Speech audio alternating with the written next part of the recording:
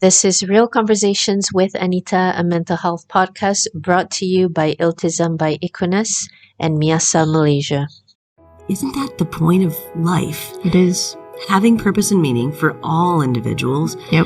And having a reason to live. Yes. Because we know, by diagnostic category, if I no longer have purpose and meaning in life, I actually can will myself to death. Betul. Right. The first step, I think, is to acknowledge that you're not okay dulu. And to acknowledge that you're not okay pun perlu waktu. Perlu sedikit ilmu, vulnerability and kejujuran sebenarnya.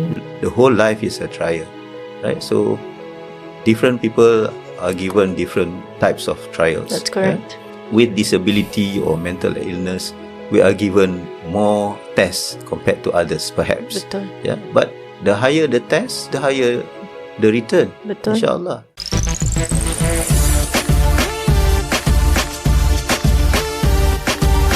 Assalamualaikum and a very good evening, everyone. Welcome to Real Conversations with Anita, a mental health podcast brought to you by Iltizam by Equinus and MIASA Malaysia.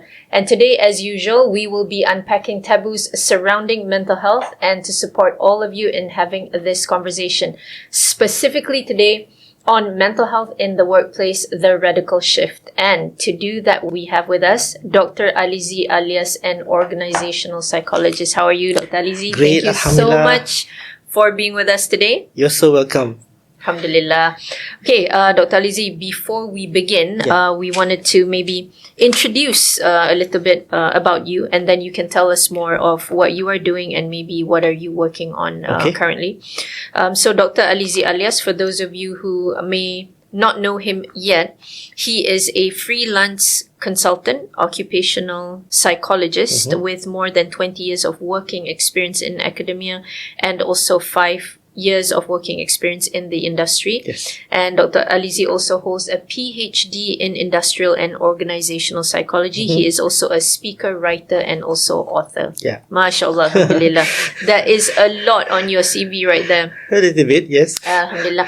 So Dr. Alizi, we've met before. Yes, we di did. Alamaya. I think it was in 2021. Yes. There was a symposium that we organized together with IIUM during the time, alhamdulillah. But of course, I have also followed some parts of your work, not all. Likewise. Alhamdulillah. So maybe for the benefit of our audience, before we dive into this hopefully meaningful discussion, I'm sure, inshallah. Tell us a little bit more, Dr. Alizi, about yourself and also what are you currently working on? Okay, gladly. Assalamualaikum warahmatullahi ta'ala wabarakatuh. Waalaikumsalam. Thank you so much, Puan Anita and Iltizam by Equinus and also MIASA for inviting me to this podcast. I'm quite new with the podcast, so please, you have to teach me on if I did something wrong. Oh, everything's good. Alhamdulillah.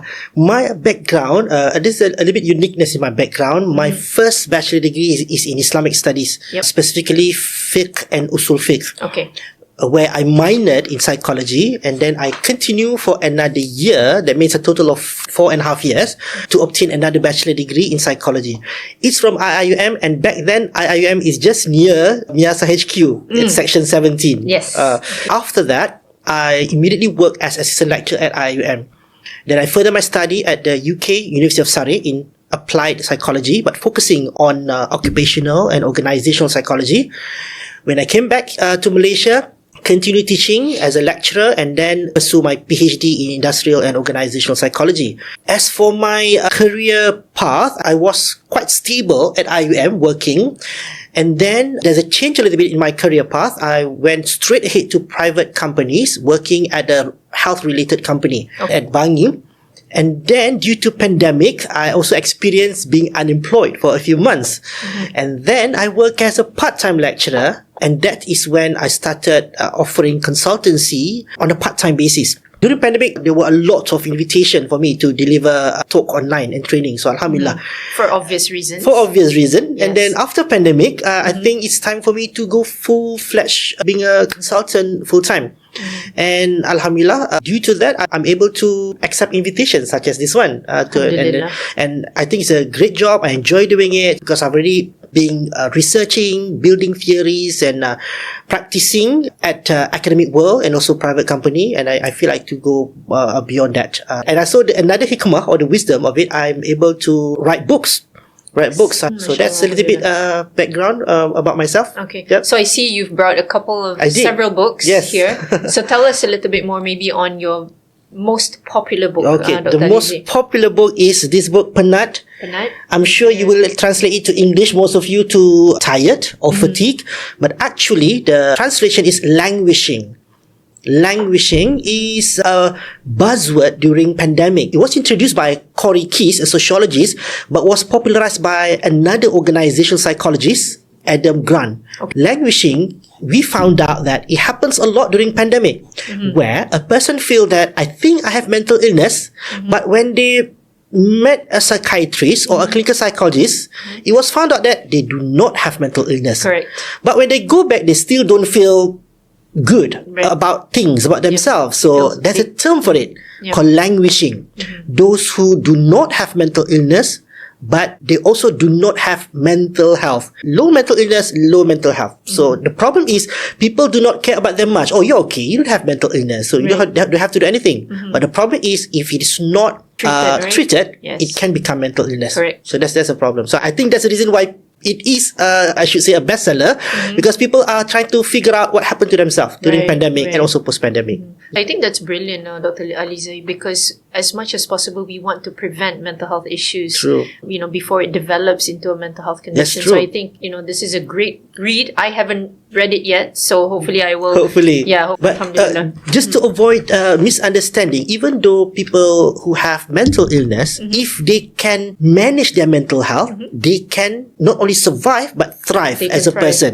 Thank you So, for saying so that. because we don't want those who have mental illness but also do not have mental health. Correct. They might have to go to the hospital a lot, for example. So that's why another thing that I like to promote, that sometimes those who have mental illness, you don't see them as having mental illness because they are very good at taking care of their mental health. Yes, that's Yeah. absolutely right. A very good point of yours is mental health is a spectrum. And I think a lot of times when we talk about mental health conditions, people have this perception that is a binary state. It's Yes. either you have a mental health condition or you don't. Yeah. So a lot of people obviously know that I live with a mental health condition. Depending on what happens in my life, if True. I'm fatigued, am I taking good care of my mental health, Yeah, then yeah. it could, I could move within the spectrum Within the as well. spectrum. Right. But then, like what you said, despite the condition, you can thrive.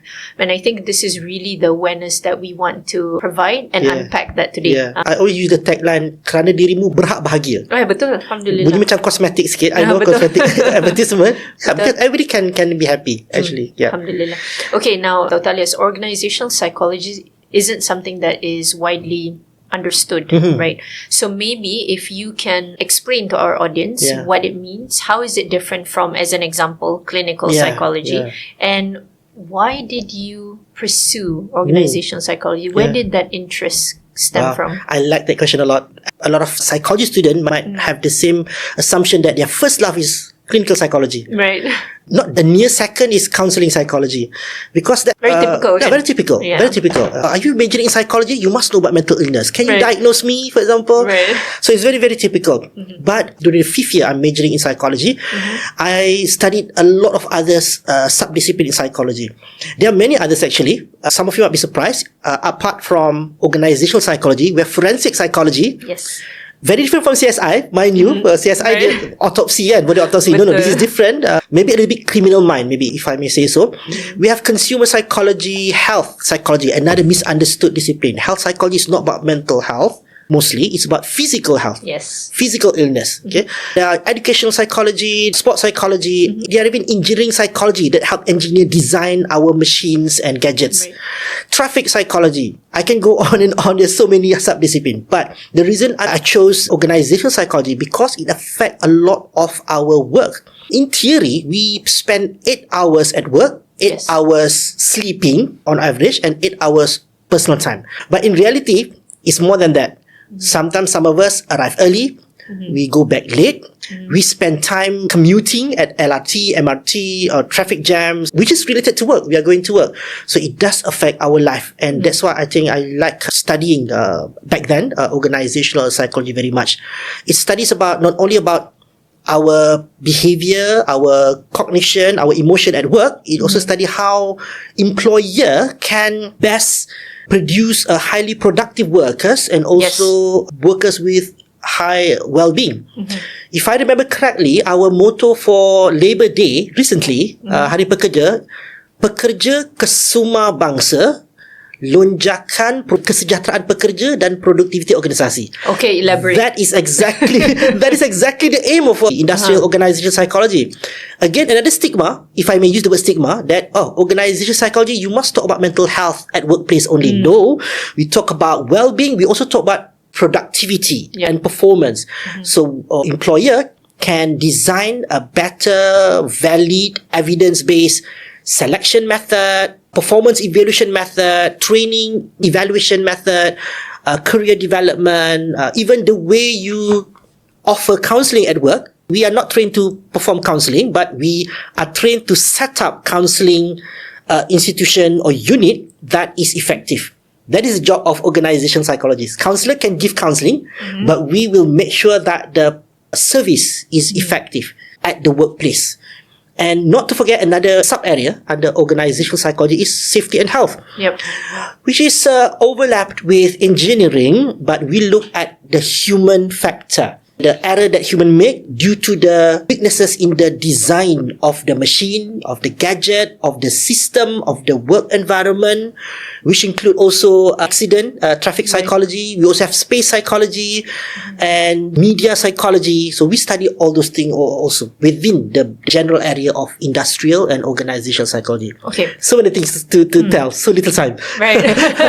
Let me ask you, Dr. Alizi, from what you just said and with my limited knowledge, every time when I go to a university, as an example, and there are 1,000 psychology students, and then I say, where do you guys go once you graduate? And then they say, we go to the industry, we go to industrial, right?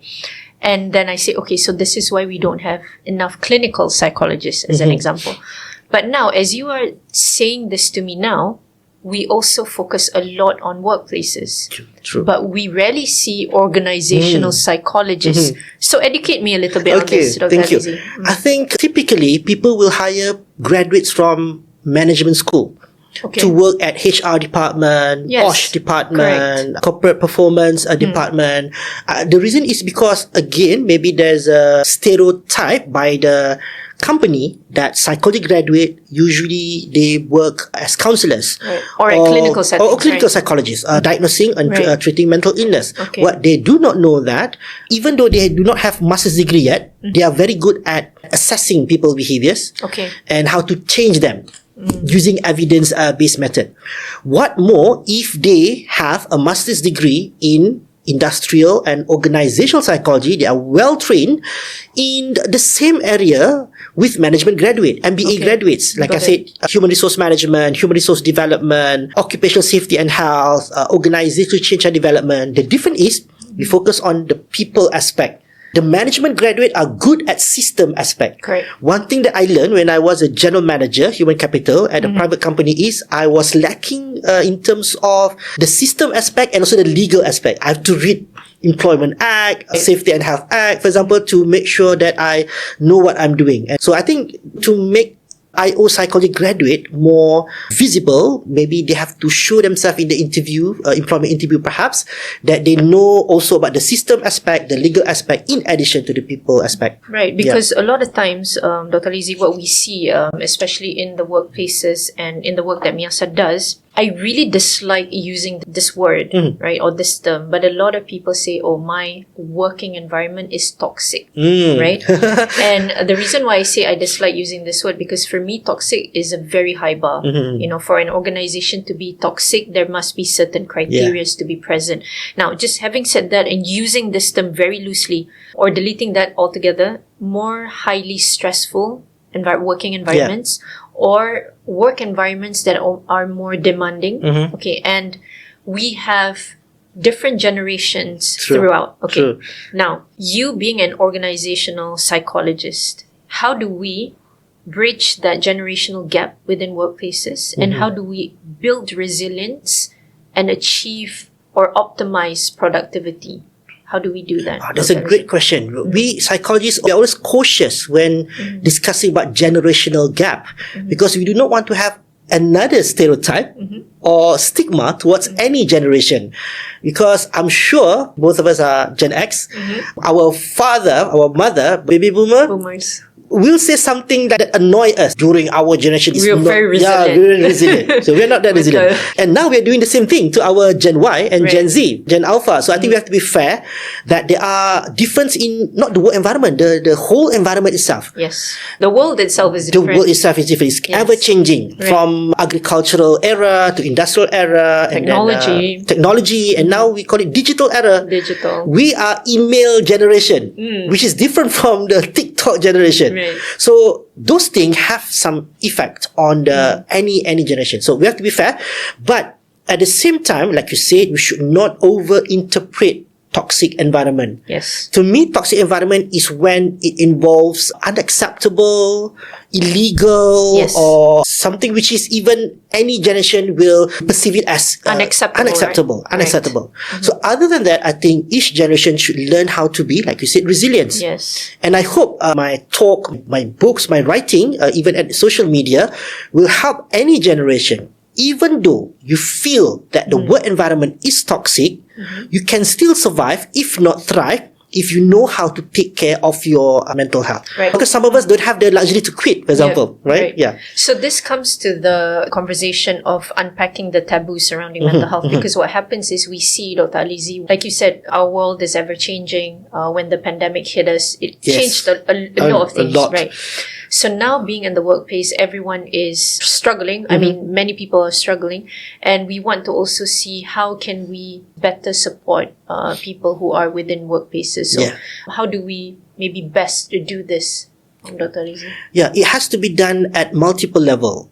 Just now, I highlighted the importance of employee role, the workers himself, the individuals. There's also the team role and also organizational role. Or in other words, employer. I would like to emphasize more on the employer because I think there's a high awareness now among employee to perform self-help. To the extent that sometimes it's a little bit over, if you ask me. Sikit-sikit nak mental health break or mental health day, for example. Even as a psychologist, I don't agree totally. It's good. The awareness is good. They have the awareness, but I think the employer should have more awareness about it, especially if they don't adopt the new norms post-pandemic. During the pandemic, a lot of published paper and also newspapers reported that the managers seem very compassionate, rahmah, kind, for example, because they know that employees are struggling. But after the pandemic, they go back to their previous style, which is not good because the world has changed. Right. It has affected us in many ways.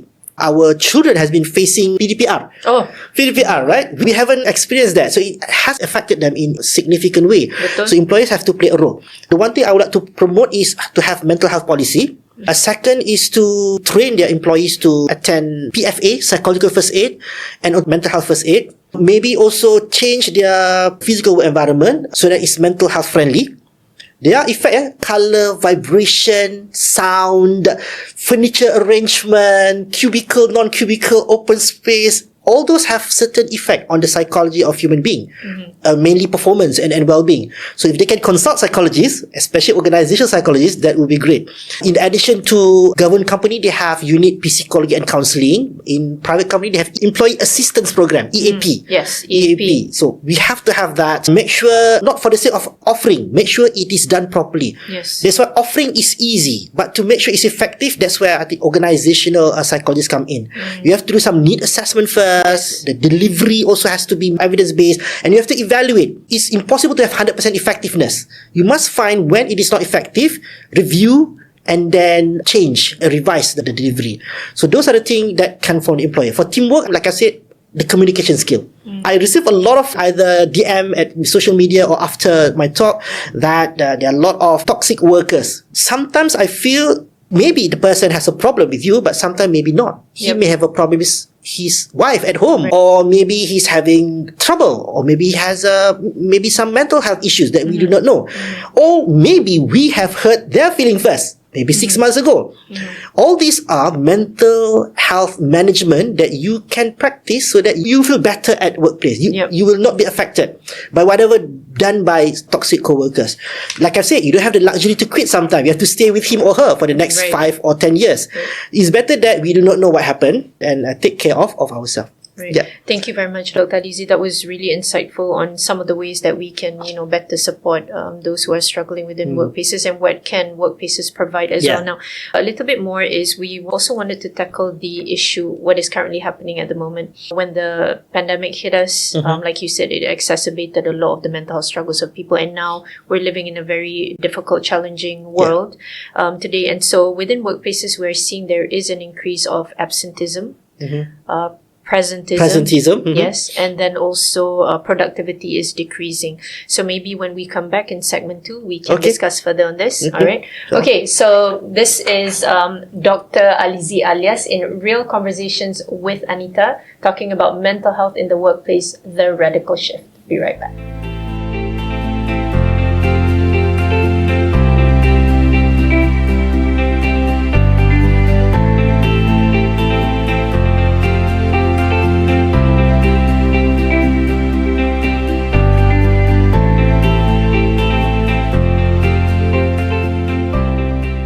Now, in our effort in normalizing the discussion surrounding mental health, Dr. Alizi, what we have seen within workplaces, although we have all gone through the challenges within the pandemic, now it's post-pandemic, it's already 2024, so it's been 5 years. 5 years. How time flies. Yes.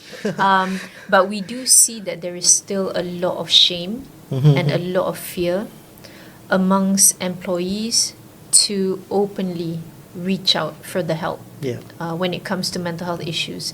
Other issues are fine, but when it comes to mental health issues, it becomes very difficult. Now, when this happens in workplaces, it is a huge cost to the organization because it increases absenteeism, it increases presentism, it also decreases productivity. Hidden cost, we call it. Hidden cost, exactly. So we want to talk a little bit more about this. Presentism, people are at the workplace, but they are unwell. Okay. Now, in your field of organizational psychology, how can we do better? How can we remove this shame, Dr. Alizi, without employees within workplaces always having this perception, I have to have it all together? I come from corporate, and that is what it is, right? Because the moment you show your vulnerability, there's many things will follow, right? That's true. We know what it is. Yeah. So your thoughts on this? Yeah. Before I talk about presentism, which is a very interesting concept in IO psychology, you mentioned about the shame of us talking about mental health. If you allow, I want to talk about another book. This is Healing the Invisible Wound. Okay. It was written by me, a psychologist, and 2 other psychiatrists. Now, the reason we wrote this is because there is a stigma by so-called religious people when they talk about mental health. So we want to change that. We hope that people who think they are religious, they should read this book and know that Islam is not like that. That is one stigma. Another stigma is people who are not religious, they think that Islam is stigmatizing mental illness, which is not true also. Betul. So we talk about our mother Maryam alayhi salam. We talk about Nabi Yaqub alayhi salam, Prophet Yaqub alayhi salam. We talk about Khadijah and Prophet Muhammad sallallahu if you read this, we will notice that what we psychologists and psychiatrists has been promoting, minus the secular philosophy, is actually has been talked about in the Quran and Hadith. So that is, I hope, our contribution to break the stigma by religious people when they talk about mental illness, and by lay people towards religion in general, not just Islam, in religion. Sometimes when I deliver talk, sometimes I quote also from Buddhism, from Hinduism, Bhagavad Gita, and also Confucius, Lao Tzu, to show that actually all religions promote mental health. Correct. And also your very last. That's true. Thank first you book, yes. for highlighting that. This book is actually a translation from the Arab book Masalihul Anfus, translated to English by my teacher, Almarhum Prof. Malik Badri, Sustainers of the Soul, which you have read, and translated by my ex-student Auni Baharin to Memelihara Jiwa. I'm privileged to become the editor of this book.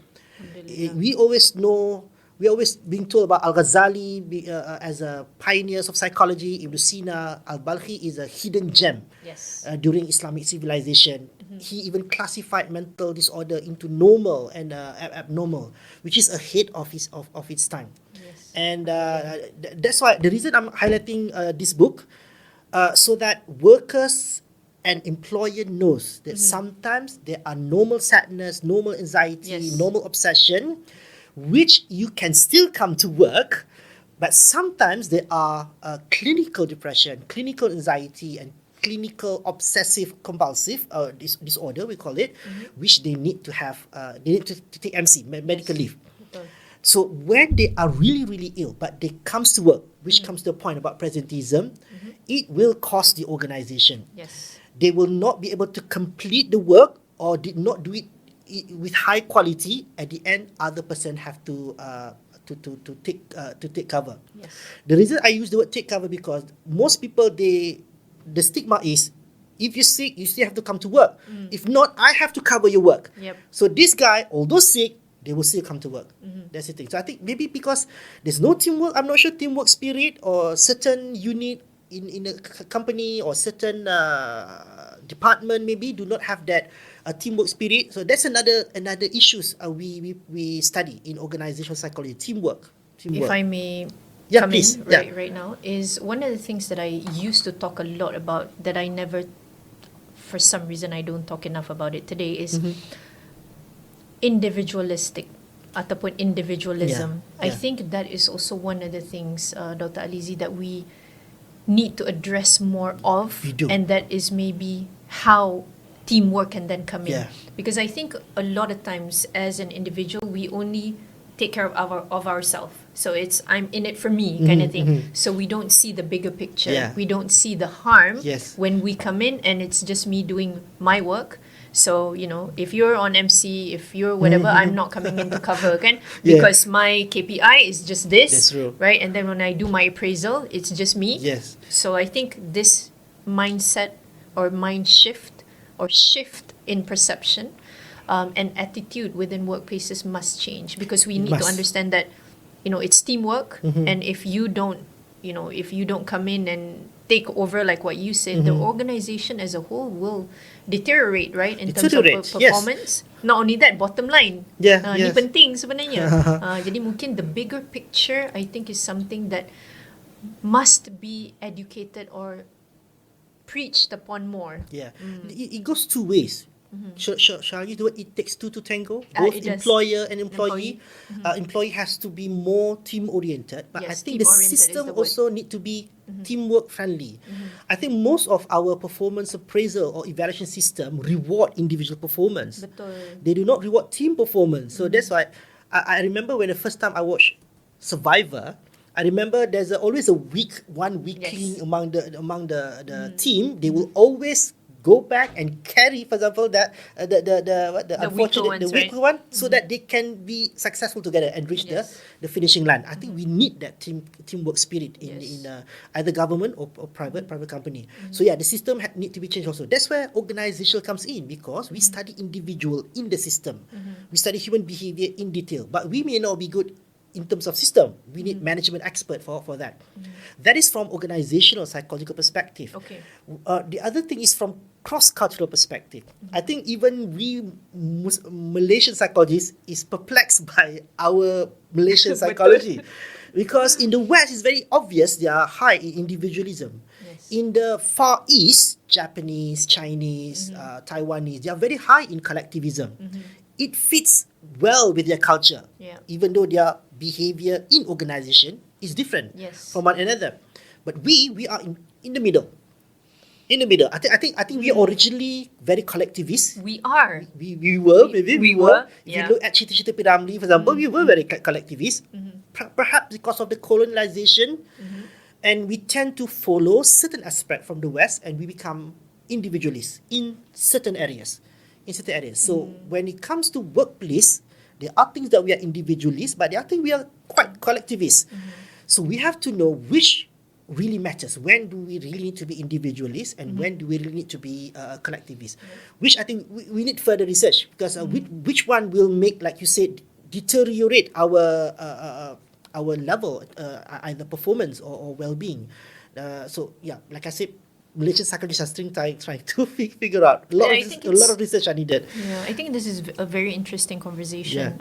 There's a lot more that we don't have answers for, or maybe I don't know if the right word is solution. Solutions, yeah. Kan, Dr. Alizi, within workplaces, because I see time and again this has always been the struggle. Yeah. And I think that there are many, not to say many, there are some workplaces that are very successful, and we need to see how they are Yes, more yes. successful What than are the others. factors? Yeah. What are the factors? Kan, alhamdulillah. Okay.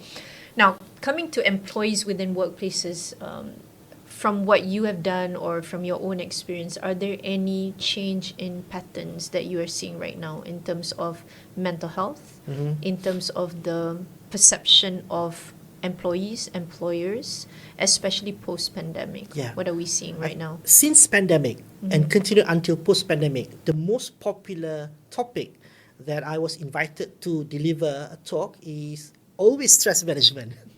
Always stress management. Sometimes mental health at workplace, which is much broader, but the comment that I received from a participant is, we can apply, Dr. Alizi, we can apply what you have taught us about stress management skill. But the problem is when we go back to the office, the stresses are still there, and the level of the stress is very high that the skill applied is not enough for us to cope with ourselves. That's why I say it takes two to tango.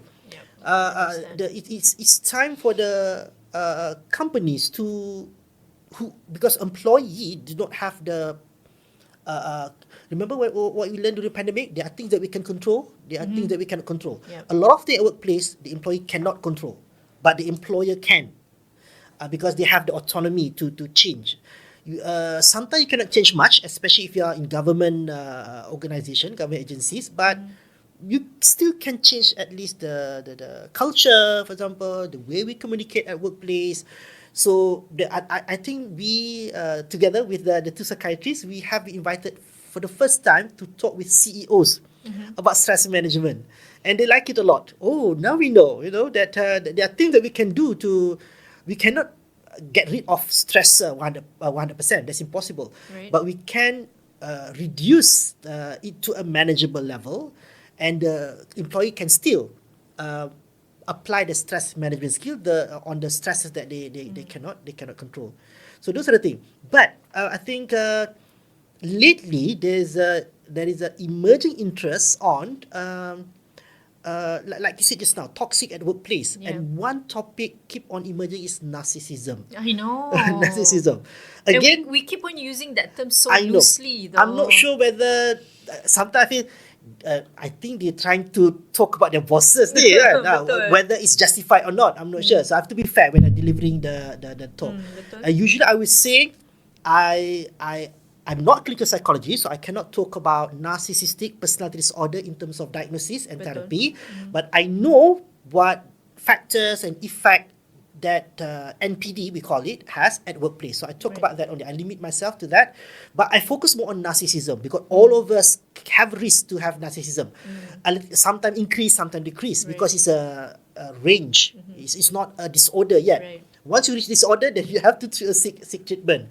So, but I can accept that we may have some level of narcissism. Either because you're a narcissist, you become the boss, or after you become the boss, you become narcissist. There's always chicken and egg. Not sure which one comes first, right? So we can discuss that. As long as you not prematurely label any people as having NPD or narcissistic personality disorder. You cannot make joke about NPD.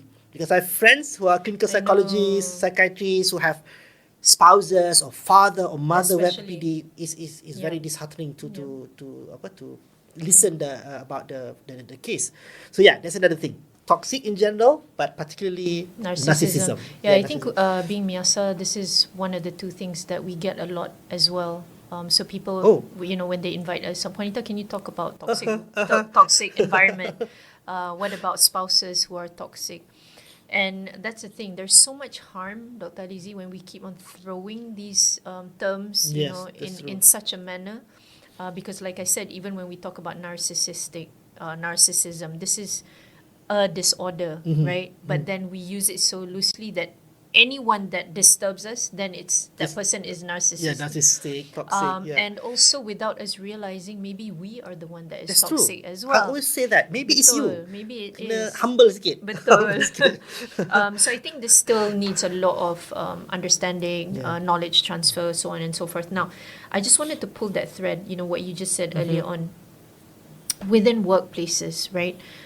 I do feel that the reason why we're not progressing much is always when the employers lack the knowledge on mental health. Yeah. Right, so maybe they don't go through a mental health issue, maybe they're very resilient, maybe they're taking care of the bottom line and they need everyone to be productive, so on and so forth.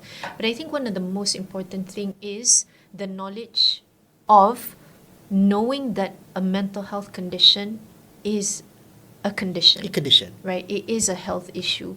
I think if we understand this, then only we would do more in the workplace. Yes. But right now we think, if it's a mental health issue, then it equates to you're not resilient. It equates to you're weak-willed. So there are so many, I guess, negative perceptions and limitations or limited understanding. So that's why we're not having these discussions more openly within workplaces, right? And I think what is so important juga kan, Dr. Alizi, is if we ourselves are going through a mental health condition, is for us to normalize it. Kita sendiri kena berani sebenarnya, because it paves way. Yes. Because if not, sampai bila-bila pun orang tak tahu sebenarnya that a mental health condition is real. The struggle is real. The pain is very real. It is excruciating psychological pain that you are not able to see with your naked eye. It is an invisible illness. Invisible condition. Yes. That's the thing. So I think that there's still a lot of maybe shame surrounding, the word mental health or the term mental health, mental illness, mental health condition, whatever it might be. Mental ill health. There's a lot of words. Lots of words. Tapi all these terms, dia punya connotation is always negative. That's true. So imagine if you are indeed living with a mental health condition ataupun going through a mental health struggle, like what you said in your, which book tadi, Penat. People don't know what it is, right? And then you are actually going through something, tapi you see a clinical psychiatrist, tak ada apa benda pun. Going through seeing a clinical psychologist, tak ada apa benda pun. So these are things that we need to help out, Dr. Alizi, within workplaces. These discussions must be done openly so that people can say, aku dah pergi jumpa psychiatrist tapi tak ada diagnosis, tapi I don't feel well. Aku rasa macam aku tak boleh nak perform. So now I belong to the presenteeism punya group pula. So macam mana sebenarnya, Dr. Alizi? Adam Grant label these languishing people as anak tengah, middle child. Kalau yang first child tu ditatang penuh, tapi yang bongsu pula lagi lebih dimanja. Tapi yang tengah ni you'll be okay. You'll be okay kan. But they also need support. Help. Yes, that's true. And I think that's the reason. Another with permission, I wrote a chapter in this book. Okay. This book is actually at the third series. Dia ada Aku Dijakiti Kehidupan. Betul. This one I've read. Yeah, Aku Dijakiti Kehidupan 2.0 and Aku Dijakiti Kehidupan 3.0. So apart from chapters on by mental health survivors and also by medical doctors, psychiatrists, alhamdulillah the publisher invited me to talk about penyakit mental di tempat kerja, mental illness, not just mental health yang mungkin masih lagi you can buat self care, for example, mental illness properly diagnosed at workplace. So I wrote, like I said, at 3 level: organizational, teamwork, and a team, and also individual level. Right. And the role of employer is very important because, like you said, if they do not menjiwai internalize, appreciate what is mental illness, they will not provide a mental health friendly workplace for their workers. Sometimes I mean, at personal tone, sometimes I would say, takkan nak tunggu dia kena mental illness baru nak sedar kan. So when you don't have it, learn from expert, learn from whatever happen around you, ataupun kalau tak kena dia pun mungkin bila dah kena kat family members or a person that you love, for example, dia baru nak belajar. Don't wait until that. So learn from the beginning, and like I said, learn about factors that can trigger mental illness. Kemudian kalau if you see risk factor, immediately organize training for the potential workers that can have mental illness too, so that it will not trigger them to have mental illness. Dan yang paling saya emphasize ialah if there are already workers who already diagnosed with mental illness, how do you make their life at workplace easier? Betul. Because we always talk about OKU physical, right? Those who are physically disabled. Okay, let's do some accommodation for them. Let's provide some facilitation for them. Betul. It's easier because it has been practiced before. Dah ada previous practice we can refer to. And dah ada- nampak, and you can nampak, see you can it. see. So you Wheelchair. know you are pushed to do Yes, something. yes. Yeah. But mental illness or mental ill health or mental condition, you can't see. Betul. I see yesterday he's okay. But Yeah. why today he can't go to work? Right. Okay, I saw you shopping last night. Why you cannot go to work today? Right. I always use the comparison. I think a lot of gamers among Gen Y sekarang kan. Sometimes we have a life battery tau. So those who have mental ill condition, they have their battery. They know their percentage of battery. So I have to go to the shopping complex right now to buy groceries. But when I came back, Habis. flat Flat. kan. So tomorrow MC. A lot of people do not understand this. It also happened to those with chronic physical illness juga. Betul. So kalau tak faham, then it's very difficult. That's why I like it when a company that offer flexi work, hybrid work, tele work, for example. Not all companies can afford to do that. I understand, but I think we are moving towards that. That's why a lot of youngsters prefer to quit if they think, although not necessarily correct, their perception, if they think that their employer are not taking care of their mental health. And that's why they prefer gig economy, they call Yeah, it gig gig economy. They prefer macam Grab pun. Betul. I Tech was, companies yeah, I was and- informed they obtain more money by that kind of work, which is give them Flexible. time, flexible. So because the general idea is, I think the youngsters are really prihatin, concerned about their mental health. I think we have to change that. You don't have to change a lot, but change your perception about mental health and mental illness, and I think you can make sure that this Gen Z, Gen Alpha stay at work, more committed. Yeah. We, And I we, have, think- we have to change. Yeah. We have to change. I also think it must be more balanced, though, in that sense. You know, having listen to what you just said. Yes, we want to be supportive, but then at the same time, we want to build resilience That's as true. well. So That's that true. balance is very important. And how do we achieve that balance? I think that's a very important point. Yes. That we need to maybe discuss and do more research on, so on and so forth. Before that, I just remember when we talk about concern about people with mental health issues, so some people ask me, so do they deserve to get MC? I answer that if they want to get MC, they must make sure the doctor vouch that they really cannot go to work. Right. Just like any physical illness, semua Betul. sikit je nak MC, tak boleh lah kan? Betul. Betul-betul tak lagi kerja. So the same thing, if they really cannot go to work, then they deserve to get MC. If they have disciplinary issues, should we kesian diorang ke apa? No, you must make sure in your job description, in the Betul. psychological contract, written or unwritten, that they are clear. If they don't do this, there will be first warning. If they do Yes. this the second time, second warning. Third time maybe kena fire dan sebagainya. It's the same as any other Conditions. workers. Betul. As long as they understand their rights and what they have to do. Accommodation saya galakkan. Betul. Okay, for your KPI lower sikit. Ataupun you dalam bab ni you lebih sikit because you're very good. Yep. I always say, for example, if some people have depression, they are very good at, they have this spidey instinct. Kalau they worry a little bit more than others. So sometimes they are good at safety, that kind of thing. Betul. Some people who have OCDs, people always say they are stereotypically perfectionist, which is not necessarily true. Betul. They're very orderly. So why not make use of that?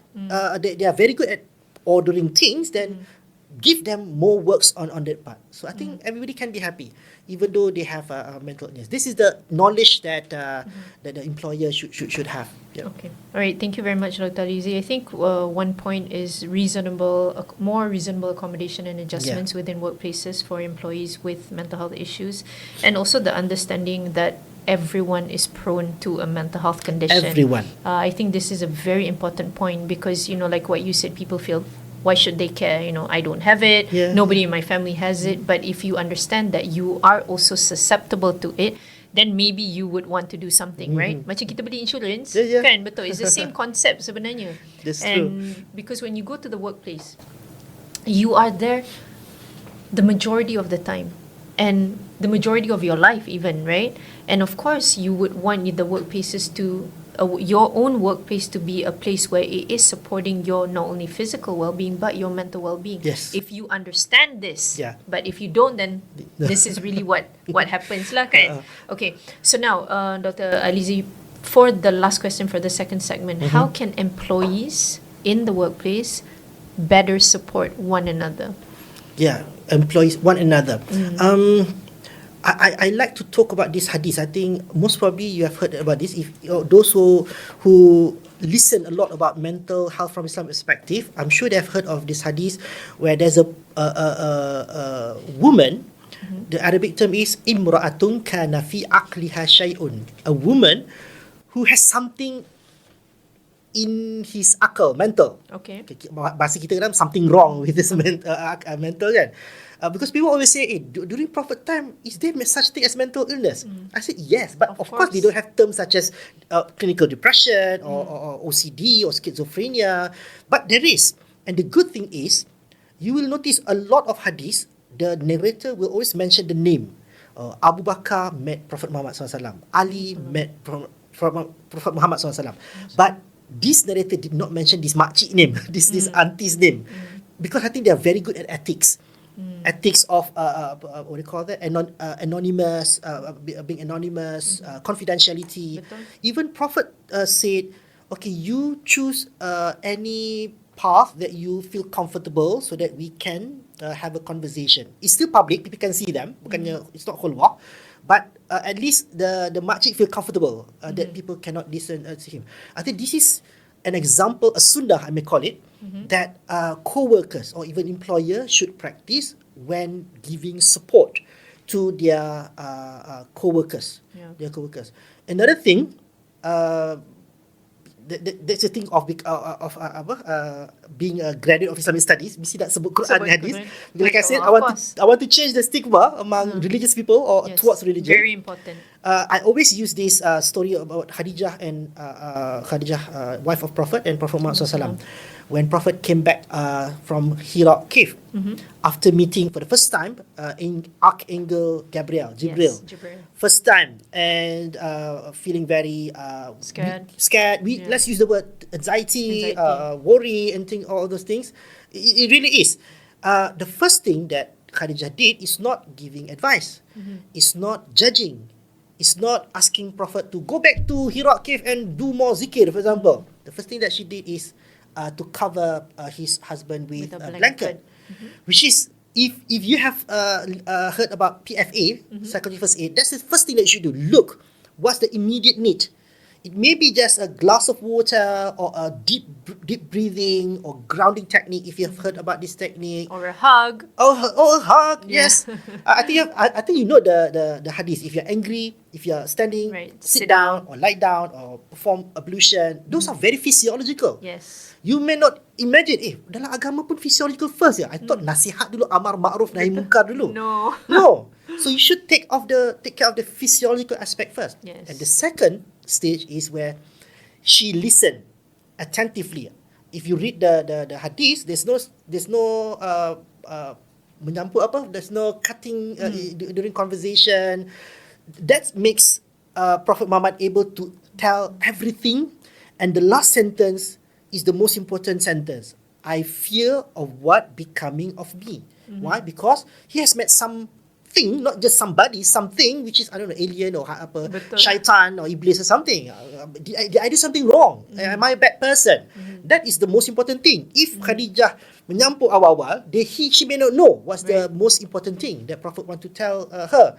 And after that, what Khadijah did, he said, don't be sad. I know psychologists discourage the word don't be sad, but the way Khadijah said is very soothing. Don't be sad. You are very good. You treat person well. Kita kan, halah, itu pun nak sedih. Betul. Pergilah baca Quran ke. It's very opposite, you know. Betul. Although you may use the same term, janganlah sedih, for example. And the most important thing is the last part is, do not act like an expert. Khadijah is no expert of Archangel Gabriel.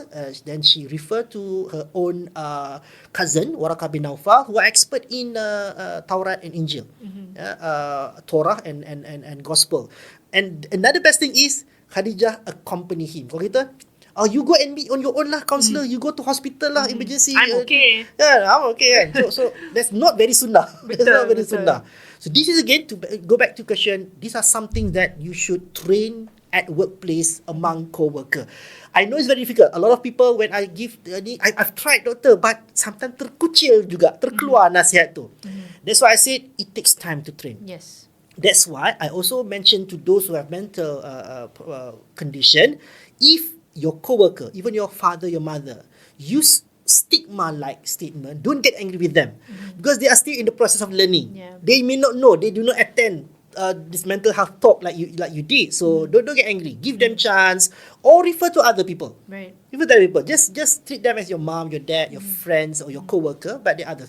And if you don't have any friends or family members that you can talk about this, then you have MIASA, you have a lot of befrienders, talian kasih, talian heal. You have counselors. Remember, counselors deal with normal people, not necessarily having mental illness. And even if you have mental illness, they can help you manage your emotion before the next appointment with your psychiatrist or with clinical psychologist. Don't feel bad meeting psychologists. Another stigma. Please meet psychologists. Even you're excellent also, you can meet counselors. How can I be more excellent? Yes. I want to promote that. Go meet counselor. Yeah. Nanti tak cukup tangan dah dua, tak ada campaign. But it's very important that the stigma should be broken lah, should be destroyed. So that's two things that I can remember from hadith as a guide on how we can support our co-worker. Thank you very much, Dr. Alizi. I think that was a lot what you just said, and I feel that it's very important for employees within workplaces, first and foremost, to always watch our language. Ni penting sebenarnya, and also to be extremely mindful, and like what we said earlier, to acknowledge that we don't know. This is so important. That's true. Ni tak tahu terus nak menghukum kan, Dr. Alizi. And also I like your point where you said if somebody uses stigmatizing words, not to be angry immediately because they are also in a process of learning, especially family members.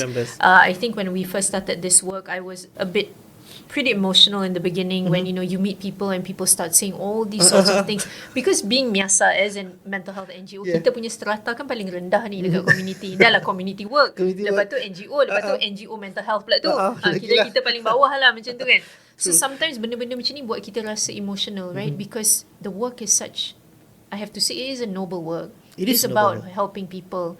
Tapi the perception of the widely held perception is that for a fact. Sebenarnya kita semua tahu. Jadi my conversation always with my husband is, macam mana kita nak memertabatkan NGO sebenarnya? How do we do this? So this is another conversation altogether. Maybe we can bring it to our next conversation. Dr. Alizi, boleh? Okay, so thank you so much. We will be right back in segment 3, the last segment. So this will be more of your personal messages, maybe your hope as well for Malaysia. Inshallah. So we will be right back, folks, with Dr. Alizi Alias in Real Conversations with Anita. We'll be right back.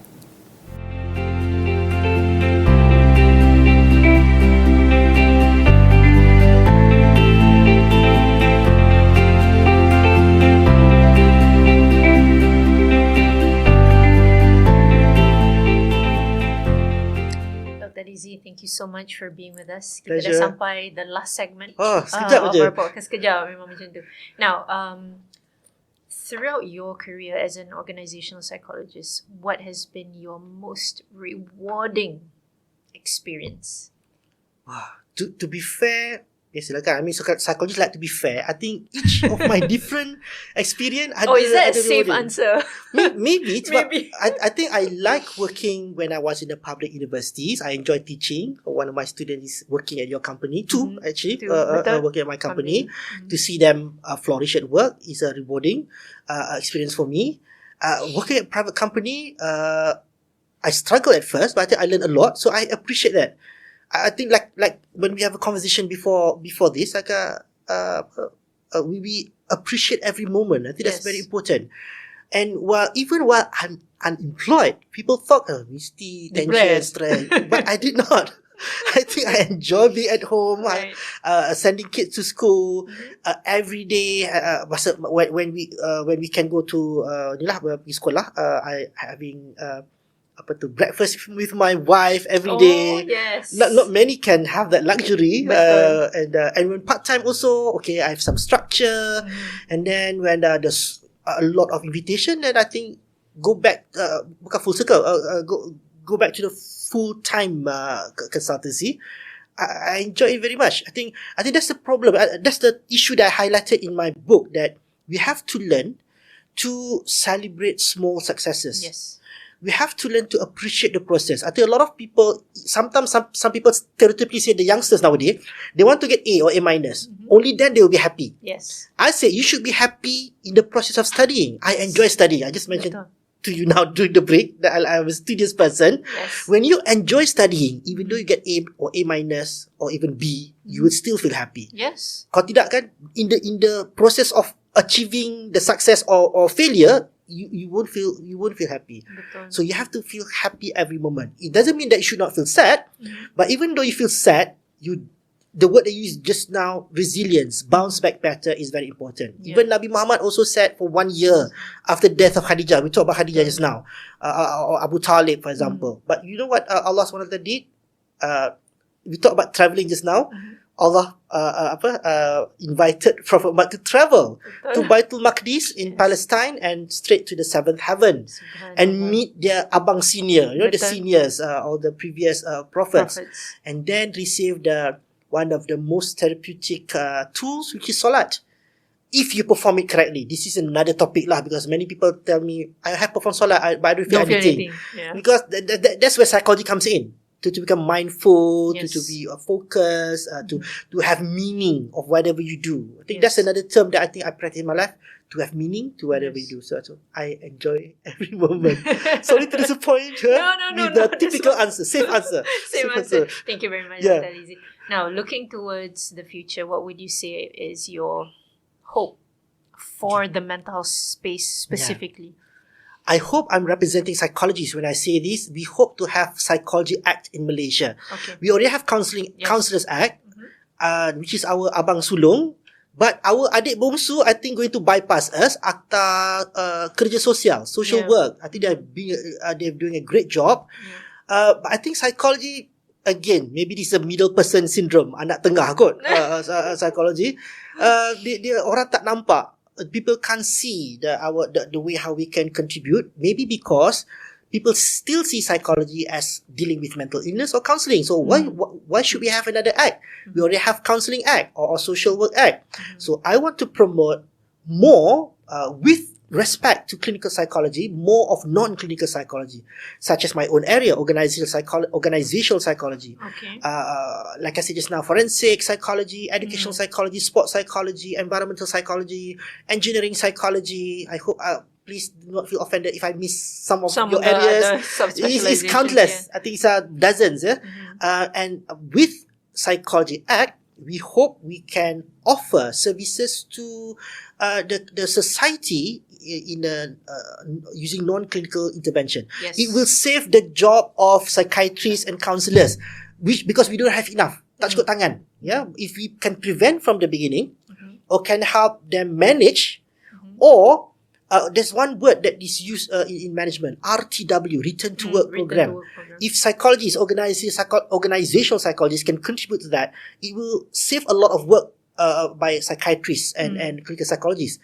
If not, the workers keep on coming back to the hospital to get treatment, when the employer themselves can help in making their life easier and perhaps even flourish and feel happy at work. Right. There's one more hope that I think that is shared by most psychologists is, please apply evidence-based intervention. Okay. We do not prefer pseudo-psychology. I do not want to name any module or any individual or company, but pseudo-psychology, as you know, means false. That means it may look or sound or feel effective at first, but it may the effect may wane off, may go back to normal, and then you have to go to meet psychiatrists or clinical psychologists to deal with the issues, which is not cost effective, and sometimes it may even be harmful. We have the term for it, overinflated self-esteem, even narcissism. There's a risk of narcissism. There's a risk of feeling invincible. All these are very dangerous for people if they wrongly use pseudopsychology technique. Thank you. Yes, in general. Thank you very much, Dr. Alizi. I think also it's important to understand that not everyone needs clinical help. That's true. And we're all human beings. There are many things that can potentially help us. Yes. Just talking to you today, can be helpful for me and everyone who is listening Yes, right likewise. now. Talking about this make me flourish. Yeah, exactly, right? I need this kind of session more, so that I can feel happy every day. And then also, thank you. And then also, of course, we've got health clinics. We've got many health clinics True. that people can get help for. Just talking about maybe, doctor, how do I achieve work-life integration as an example? What are maybe some care tips that you can recommend or suggest, Yeah. So there are many things. Many Sebenarnya things. kan, Dr. Alizi, and of course NGOs like us, religious bodies can be very helpful as well. That's true. So there are a lot of resources actually, and for us, when we hear mental health, we limit it to kena pergi hospital, Yeah, kena pergi clinic. betul. So I think that's also the other thing. So thank you very much, Dr. Alizi. Welcome. Okay, one last question is, what are your hopes for those listening and tuning in with us today? The takeaway for today's discussion. Yeah, for those who have been diagnosed with mental illness, do know that you still have opportunity to feel happy, and with the correct attitude. For those who have mental health issues but have not reached mental illness, find ways, find support, find help. Do have self-care, but remember, don't confuse with healing, because only those who are hurt or sick need healing. You don't need healing, you need flourishing, if I can promote that word, but it's not as trending as healing good, #healing, but if you can, #flourishing. And for those who are fortunate not to have mental illness and have mental health, do not have stigma to those who have mental health issues. What more to those who have mental health? This need effort not only by individual, family members, employer, like you say, NGO, but particularly I would love more religious institution, for Muslim mosques and surau. Please have, I'm very glad that I've been invited by a number of mosques. I have tauliah for Negeri Sembilan. Subhanallah. Yes. Tak cuma nak apply yang yang lain tadi. Ya, filsufik. Proper tauliah, bukan tauliah agama. Negeri lah. Tauliah agama. So I'm in the process of applying for other state also. Please, not just me, any other speakers that can talk about mental health from Islam perspective, that would be good. I would love to see mental health friendly mosques. People feel comfortable and safe to go to the mosque because they need both psychological guidance and religious guidance. Betul. Which orang masjid sepatutnya boleh bagi. Betul. Because being overseas, I see the mosque there is very, very friendly towards the people, even to non-Muslim, that they feel safe to come to the mosque. Friendly is quite a high bar right now. Yes. Not stigmatizing. Not stigmatized, at least, please. Yes. Yeah, that's my hope. I think that's the first step. Thank you very much, Yes. Dr. Alizi. I just wanted to pick up just now when you said fortunate not to have a mental health condition. I have to say, when I was afflicted with a mental health condition, that was Allah's greatest gift to me. Yes, it is. So I have to say it's fortunate sebenarnya. Yeah, Sebab kalau tak, I wouldn't do MIASA. Yeah. I wouldn't be helping people. That's true. I wouldn't probably have empathy pun. Yeah. So Alhamdulillah, Yeah. I think a lot of people can resonate sebenarnya with what I just said tadi tu. Because it changes the whole trajectory of our lives sebenarnya, Yes, Dr. true. Alizi. Sebab kalau tak, kita ingat hidup senang. Yeah. Macam dulu saya selalu fikir, I'm invincible. Tadi you said invincible. Yeah. I used to think that was me. Yeah. Tapi bila Allah bagi, baru tahu Betul. terjatuh, terduduk, terlentang. Yeah. You know what? I think the reason why the 5 prophets are labeled as Ulul Azmi, because they have more mental challenges compared to other prophets. And they need to face that mental challenges. And they need to go through it healthily, Betul. and with the support from God. Some of them have some support from family, some may not, but they survive and thrive. Betul. They become better person. That's why they are Ulul Azmi. So yeah. Alhamdulillah. And any bad things happen is opportunity for you to become stronger. Yes, betul. Yeah. Alhamdulillah. Thank you very much, Dr. Alizi. Welcome. I think we gained a lot from Alhamdulillah. from your insights today. Alhamdulillah. And this is my very first time talking to you live. Live. Hopefully we can do more sessions InsyaAllah. in the future. Love InsyaAllah. to. Mana tahu tulis buku ke? Yeah, maybe. InsyaAllah, since you are a writer author. Okay. All right. So this is it, folks. With Dr. Alizi Alias, an organizational psychologist, we just discussed on mental health in the workplace, the radical shift. Please tune in every Wednesday via Spotify, Real Conversations with Anita, and also our YouTube channel, MIASA Malaysia. Thank you so much, everyone, for tuning in. Please take care of yourself and please take care of each other. I end this with wabillahi taufiq wa hidayah. Wassalamualaikum warahmatullahi ta'ala wabarakatuh. Waalaikumsalam.